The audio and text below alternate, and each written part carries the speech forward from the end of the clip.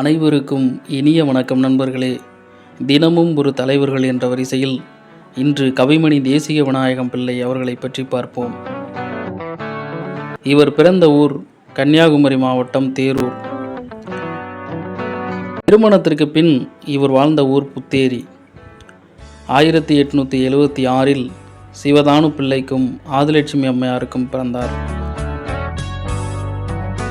இவர் கிபி 1895 முதலாக எழுதிய கவிதை அழகம்மை ஆசிரிய விருத்தம்.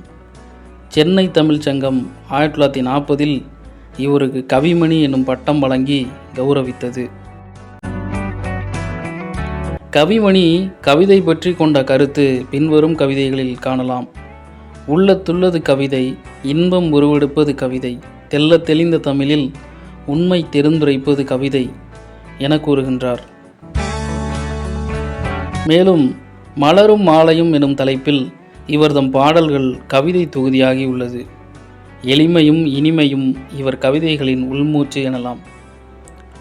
உமர் கய்யாம் பாடல்கள், ஆசிய ஜோதி இரண்டும் இவரது மொழிபெயர்ப்பு.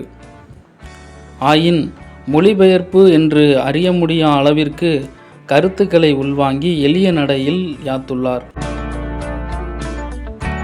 பெண்களை புகழ்ந்து பேசி மங்கையராய் பிறக்க மாதவம் செய்ய வேண்டும் என்கிறார்.